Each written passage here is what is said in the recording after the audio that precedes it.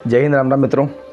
आज बहुत दिनों के बाद यानी कि 9 दिन के बाद में थोड़ी शांति भरी राहत का अनुभव मिल रहा है, क्योंकि हमारे आसपास नवरात्रों का माहौल था। बहुत ज़्यादा मात्रा में डीजे ढोल सब बज रहे थे। मेरे चेहरे को देख के लग रहा था कि नहाया तो हूँ मैं, लेकिन लग रहा है अभी नींद नहीं पूरी हुई है मेरी। तो इस 9 दिन तक मैंने कुछ नहीं कर पाया हूँ मैं। आज नवरात्रों पर ही चर्चा करने का विषय उठा है। सबसे पहली बात तो यह है कि जितने भी ये दशहरा कर्मकांड मना रहे हैं, कर्मकांड ये और पिछली रीत समझ के मना रहे हैं। किसी ने शुरू किया और कोई उसका अंत कर रहा है।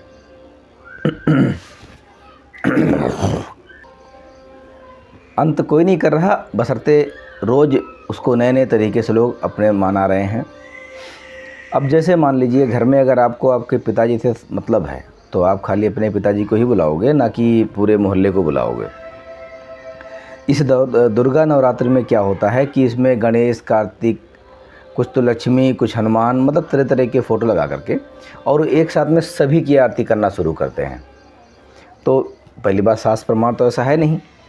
और एक का देखी दूसरा, दूसरा का देखी तीसरा, सबने मूर्खता का ऐसा पिटारा खोल रखा है जिसका कोई जवाब नहीं है। मैंने हमेशा ब्राह्मण को सम्मान दिया है और जातियाँ मेरे लिए कोई मोल नहीं रखती हैं। आज भी यही कहूँगा कि इस परंपरा को बरकरार रखने में हमारे ब्राह्मणवादी अर्थात जो अपने आप को पंडित बताते हैं, उनका बहुत बड़ा रोल है। ये ब्राह्मण समुदाय चला तो था सब पे राज करने के लिए, सबको बेवकूफ़ बनाने, लेकिन ये खुद इस बेवकूफ़ी में आकर के फंस गया बंदा। लगभग जितने भी ब्राह्मण समुदाय है आज के दौर में, वो अपने साथ साथ सबको और डुबाने में लगा हुआ और पक्के ढंग से लगा हुआ है।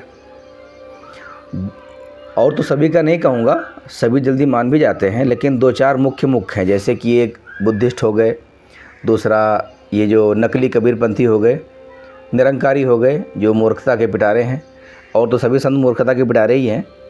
उसके बाद विश्व में एक ही होता है और वो है तो वही अक्लमंद है, बाकी सब तो मूर्ख ही भरे पड़े हैं, उनको बकरी नहीं है।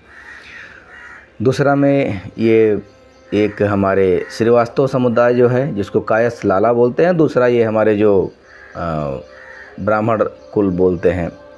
ये ऐसी बिरादरियां हैं जिनको इंसान के नाम पे कहते हैं, भक्ति के नाम पे दबा कह सकते हैं। इंसान तो अच्छे होते हैं ये, इनमें से कुछ एक चाहे सही हो, बाकी सारे के सारे। जैसे पुलिस वाले हैं ना, उनको सही बात समझ में नहीं आती। उनको जब शेर का सवा शेर तरीके से समझाओगे तब बुद्धि आ रही। तो मतलब ये आज चर्चा नवरात्रि पर है, पर इन मुख्य लोग हैं जिनको आडंबर और पाखंड में ज़्यादा मज़ा आता है, इसीलिए इनका नाम लिया है मैंने, बताया आप जी को। उसमें मैंने कायस्थ श्रीवास्तव का विचार इसलिए किया है, मेरे टीचर ने पढ़ाया भी मुझे है। मेरे एक मित्र हैं, उनको सारा कुछ पता है, सब कुछ बता रखा है कि ऐसे ऐसे भक्ति विधि होती है, मगर बंदा मान के राजी नहीं है। और मेरा बहुत ख़ास है, आज भी ख़ास है, शायद रहेगा भी बंदा। अब बात आती है नवरात्रों पे। तो नवरात्रि का जो पर्व है ये लोग मना रहे हैं जिस प्रकार से, ये पहली बात तो ऐसे मनाने का है ही नहीं। ज़रा विचार करिए, जितने देवी देवताओं की मूर्ति रख करके ये सब पूजा पाठ करते हैं, उनमें से किसी भी देवी देवता का जो वास्तविक मूल मंत्र है, वास्तविक उसकी जो आरती विधि है, वो किसी को नहीं पता है। ये पूछ के राजी होते नहीं हैं। मित्रों, पहले हमारे यहाँ गुरु परंपरा प्रथा, आज भी ऐसी बात नहीं है, लेकिन आप देख लो कितने लोगों ने गुरु बना के भक्ति कर रहे हैं।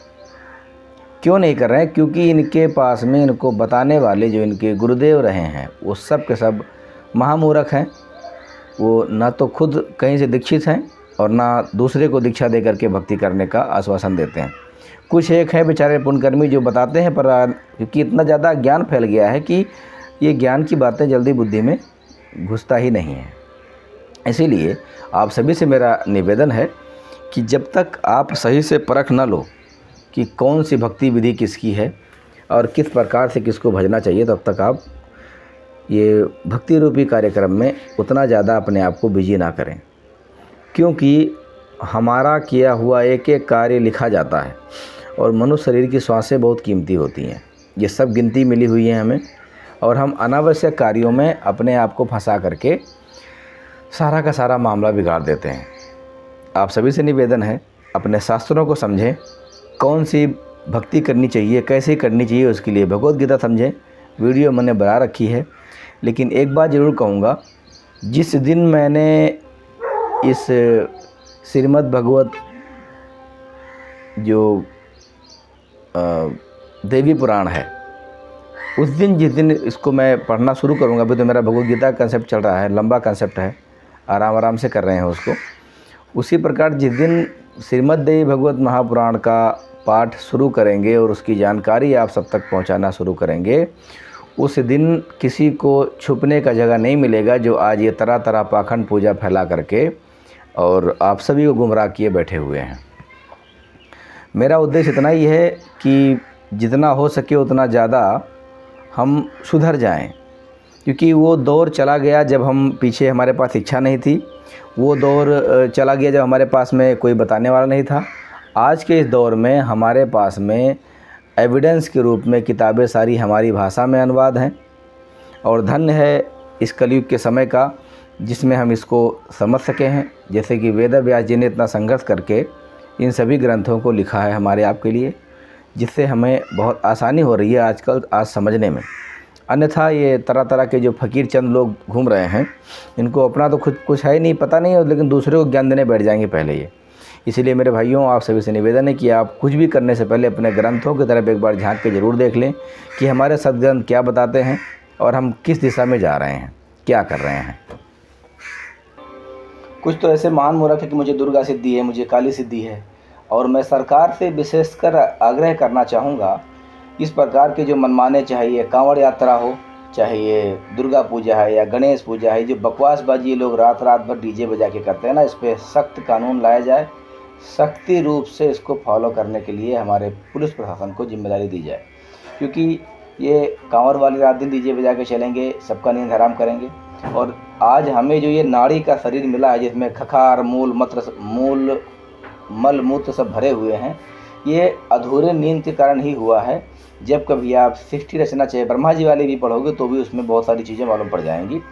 और जो आदि पुरुष परमेश्वर कबीर जी वाली है, वो तो है ही है नंबर 1 की, उसमें तो और सारा नाम दे रखा है, सारा विवरण दे रखा है। अब ये 90% ब्राह्मण समुदाय क्या करता है, कबीर सागर को इग्नोर कर देता है, क्योंकि सारी बातें उसमें लिखी हुई हैं, इसकी इनकी सारी पोल पट्टी उसमें लिखी हुई है, तो इनकी चलती तो वहाँ है नहीं।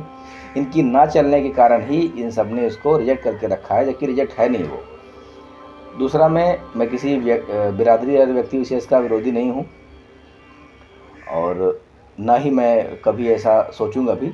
मेरा इतना मतलब है कि सारे एक माता पिता के संतान है, एक गति से पैदा होते हैं, एक गति से मरते हैं, तो भक्ति पद्धति भी जान लेवे, और सब एकजुट हो करके। मित्रों, एक चींटी मारो तो बहुत दुख होता है। आज हम क्या कर रहे हैं कि जितने ये नीम हकीम बने बैठे हैं, कामाख्या देवी ने कभी प्रकट होकर नहीं कहा मुझे मांस खिला दो, मुझे बलि दे दो। ये असंख्यों जीवों की हत्या कर रहे हैं, ये मछली मांस खाना।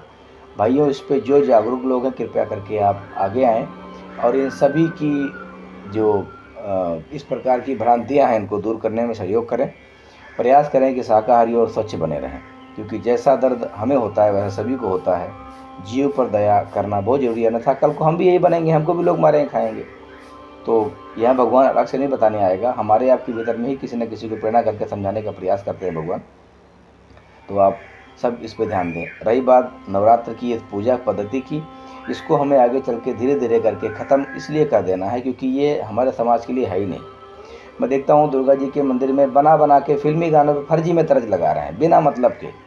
ना कोई वो गाना है, ना कोई वो भजन है, ना कोई वो लोकगीत है, ना कोई इसमें आस्था है। फर्जी में 2-4 बच्चों को बुला कर ये जनरेशन बिगाड़ने का। मित्रों, इस पर सहयोग करें कि जल्द से जल्द ये तरह तरह की जो मूर्ति पूजाएं हैं कि आज पूजा जाके नदी में डाल दिया, इस पर बचें। तो मिलते हैं अगली कड़ी में, तब तक के लिए जय हिंद, राम राम।